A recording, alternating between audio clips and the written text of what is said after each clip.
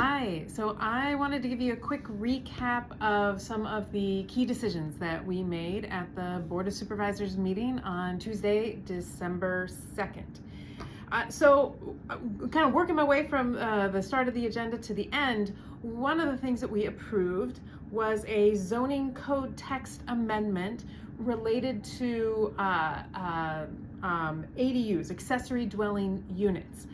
This is something that we have heard a lot about. The state actually is requiring municipalities to adopt our own kind of our own codes, our own rules around the construction of accessory dwelling units. And if we don't do it by the end of this year, we will just have to follow what the state has developed. So the board approved new rules related to how many, what size, where on a property, but essentially we can now have accessory dwelling units for rent throughout Pima County, in unincorporated Pima County.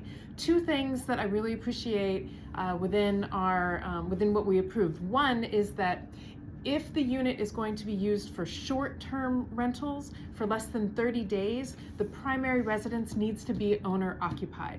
The other one is that we also permitted that ADUs may not just be site built, wood frame construction, but what we are also allowing manufactured homes and modular homes. So this is something that I think will help make the ADUs get up quicker and be more affordable. This is an important move for addressing our affordable housing crisis. We also approved, kind of along the same vein, a change, and it's pretty wonky, but we are allowing, instead of these what they're called plat maps, these are these maps that come for subdivisions that show exactly how a subdivision is going to be divided up into basically lots. They have to be approved by the Board of Supervisors. What we're now saying is that they don't have to come to us, that the Director of Development Services can go ahead and approve those on their own.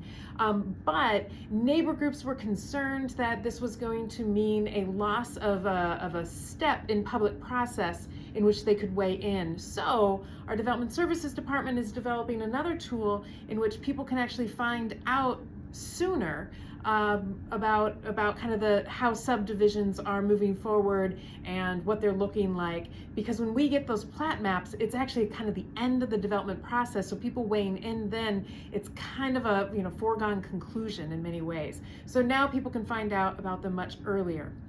So that too will help. The goal is to speed up the house building, the kind of house construction process, so that we can be better addressing the affordable housing and housing crisis that we are in.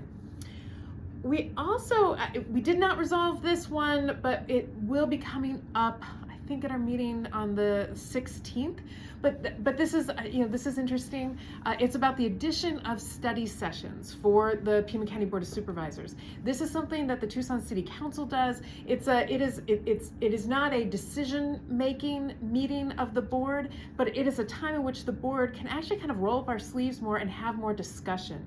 So it would be when we would get some of the reports on the reports and updates from the Office of Homelessness and Housing Services, or reports on our climate action plan, and kind of bigger, more substantive plans that come to the table. We can have an opportunity to really just kind of dig in a lot more. So we want to have that. And then the other kind of parallel principle that we're trying to incorporate in is that we need to be able to meet at a time when most people aren't working. Right now, the Board of Supervisors meets at 9 a.m. in the morning. Call to the audience starts right at the beginning of the meeting. It's really hard for people to come to our meetings who work a 9-to-5 job. So we're also then trying to figure out a plan in which we either have the study sessions with a call to the audience the evening, maybe move our meetings to the evening. There's a lot of kind of moving pieces to figure out, but we will be getting a proposal, I think at the next meeting or the early January meeting, from the county administrator that maps out some possibilities for us to make some adjustments so that our meetings can be more approachable and accessible to the public and allow for deeper discussion. We had on the table, so something that I put on the agenda. I represent the Board of Supervisors on the Board of Health, which is an advisory board for the Department of Health. At the last meeting of the Board of Health at the end of October, we unanimously approved a motion to request that the Board of Supervisors take our due diligence process or policy that we approved after it was a series of, well, anyway, I'll get our due diligence policy and making it retroactive so that it could apply to Project Blue before the land sale contract closes. So the due diligence policy, just as a quick reminder, this was the one that we introduced that would require a really robust review analysis of the short, medium, long-term cumulative environmental justice impacts of economic development projects that utilize a lot of energy and water. So it would be looking at the impacts of these projects on our land, air, water, history, culture, and our people, to put it in summary. So the request was that we retroactively apply it to Project Blue. This did not pass. It failed on a 3-2 vote. And largely because of the fact that when the Board of Health, I think, approved this, I think our thinking was that the closing date for the land sale agreement for Project Blue, for the data center complex, was not until June. The land sale closing has been sped up to the end of December.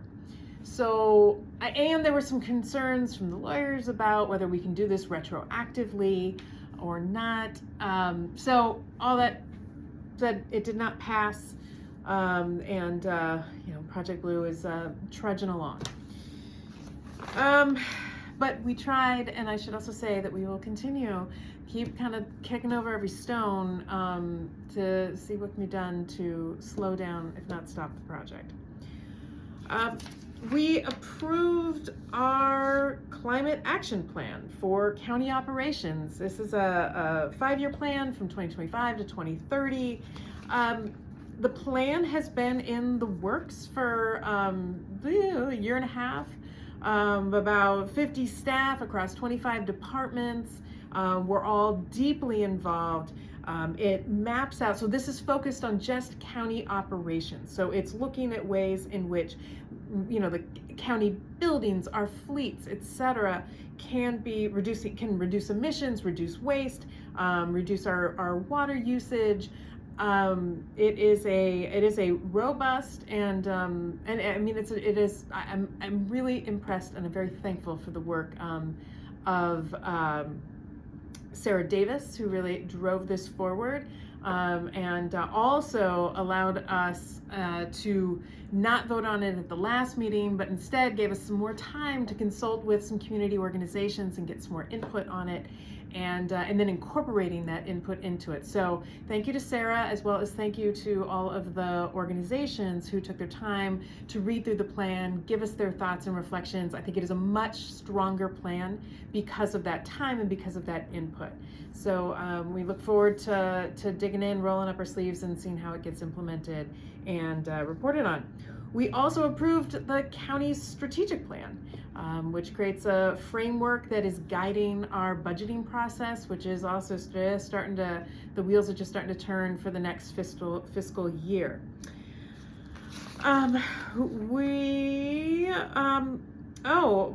Thanks to the work of and the support of our Fleet Services Department, we were able to get a van, a county van that was going to be retired, donated to Arivaca HR, which is a nonprofit organization in Arivaca that does incredible work supporting families, seniors, youth, making sure that folks are taken care of in Arivaca. So the van is going to be used for their STAR program.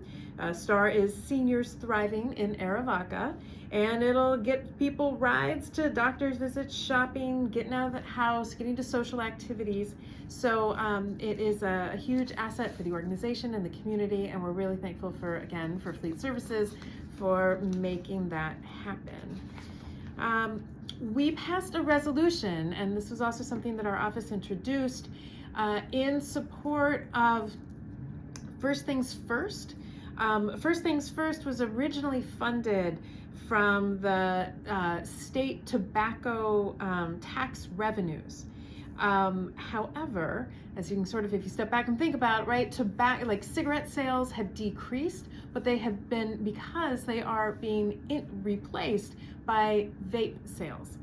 In fact, the revenues have decreased for First Things First by 47% over the last few years. And I have not mentioned, so First Things First provides quality childcare and early childhood education in the state. So we have had decreasing funds for quality child care scholarships, and we now have a gap of 20% between the supply and the demand. So our resolution then is calling on the state to fill in this loophole and not just to expand the tax so that it's not just on tobacco, but it's also on vaping.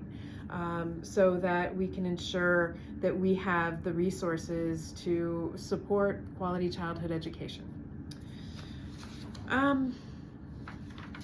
I think those were all the ones that I was going to highlight. Yep, that's it. Well, thank you. If you have any questions, concerns, suggestions, don't ever hesitate to reach out.